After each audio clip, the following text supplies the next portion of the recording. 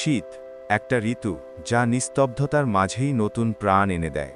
কুয়াশায় ঢাকা সকাল, ঠান্ডা হাওয়া, উষ্ণ রোদ সব মিলিয়ে শীতের একটা আলাদা মায়া আছে। ভোরবেলায় টাটকা খেজুরের রস, সেই রস থেকে পাটালি গুড় তৈরি, আর মাটির চুলায় গরম গরম পিঠা বানানোর দৃশ্য, এই সবই শীতকে করে তোলে আরও আপন।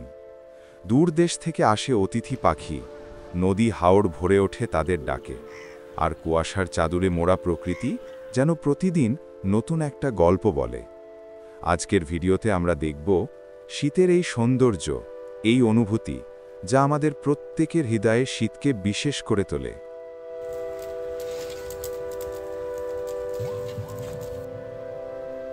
গভীর রাতে যখন তাপমাত্রা সর্বনিম্ন, তখন শুরু হয় প্রকৃতির এক নীরব অলৌকিক প্রক্রিয়া। খেজুর গাছের বক্ষ থেকে ধীরে ধীরে ফোঁটায় ফোঁটায় নির্গত হতে থাকে সেই অমূল্য রস। আগের দিন সন্ধ্যায় অভিজ্ঞ গাছিরা অত্যন্ত সতর্কতার সাথে গাছের বাকল ছেঁচে যে বিশেষ নালিকা বা স্থানীয়ভাবে নল স্থাপন করে গেছেন, তার মুখে ঝোলানো মাটির ছোট হাঁড়িগুলিতে সারা রাত ধরে জমা হয় এই তরল সোনা, অর্থাৎ খেজুরের রস। গাছির কাজ এখানে কেবল সংগ্রাহকারীর। রস আপনা থেকেই জমা হয় প্রকৃতির নিজস্ব নিয়মে। রাতের হিমশীতল আবহাওয়া রসের মিষ্টতা এবং সতেজতাকে সর্বোচ্চ মাত্রায় অক্ষুণ্ণ রাখে। ভোরের প্রথম কারিগর। অন্ধকার পুরোপুরি কাটার আগেই একজন গাছি ধীর পদক্ষেপে গাছে আরোহণ করেন। তার হাতে থাকে ভোরের প্রথম প্রাপ্তি, রস ভর্তি শীতল মাটির হাঁড়িগুলি।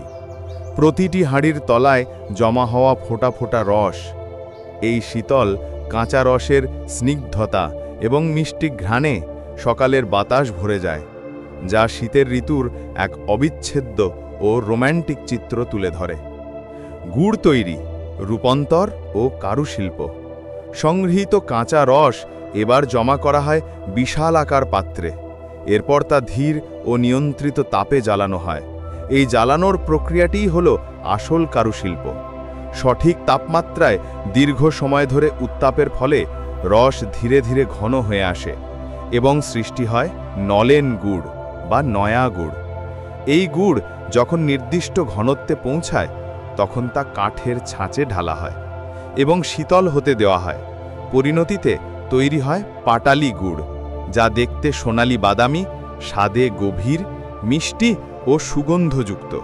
এই পাটালি গুড়ের স্বাদ ও মান নির্ভর করে রসের সতেজতা এবং গাছিদের বহু বছরের অভিজ্ঞতা ও নৈপুণ্যের উপর। শীতের উষ্ণতা, ঐতিহ্যের ব্যবহার। এই গুড় কেবল একটি মিষ্টি উপাদান নয়, এটি পিঠে, পুলি, পায়েস, চা এবং বিভিন্ন ঘরোয়া মিষ্টি তৈরিতে ব্যবহৃত হয়, যা গ্রাম এবং শহরের বাঙালির হেসেলে শীতকে নিয়ে আসে এক উষ্ণ, আনন্দময় ও উৎসবমুখর আবহাওয়া। শীতে প্রকৃতির আরেকটি বড় আকর্ষণ হল অতিথি পাখির আগমন। দূর উত্তরের বরফ ঢাকা অঞ্চল থেকে হাজার হাজার পাখি উড়ে আসে আমাদের দেশের নদী, হাওর আর জলাশয়গুলোতে।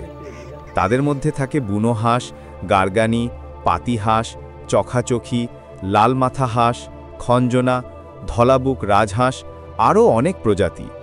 খাদ্যের সন্ধান, উষ্ণতার খোঁজ আর নিরাপদ আশ্রয়ের জন্য তারা দীর্ঘ হাজার কিলোমিটার পথ পাড়ি দেয়। ভোরের নরম আলোয় দল বেঁধে উড়ে যাওয়া, পানিতে খাবার খোঁজা আর আকাশে ডানার সুর সব মিলিয়ে এক মনোমুগ্ধকর দৃশ্য তৈরি করে। এই অতিথি পাখিরাই শীতের প্রকৃতিকে আরও রঙিন ও প্রাণবন্ত করে তোলে, আর তাদের উপস্থিতি শীতের অনুভূতিকে করে আরও গভীর, আরও জীবন্ত। শীত বাংলাদেশে সাধারণত হেমন্তের শেষ কার্তিক অগ্রহায়ণ থেকে শুরু হয়ে পৌষ মাঘ অর্থাৎ ডিসেম্বর-জানুয়ারি মাস পর্যন্ত স্থায়ী হয়। ইংরেজিতে বলা যায়, উইন্টার ইন বাংলাদেশ লাস্টস রাফলি from late November to the end of January. এই সময়ে স্কুল কলেজে থাকে ডিসেম্বরের ছুটি, আর সেই ছুটিকে ঘিরেই পরিবারের সঙ্গে ঘুরতে যাওয়ার আনন্দ যেন দ্বিগুণ হয়ে যায়।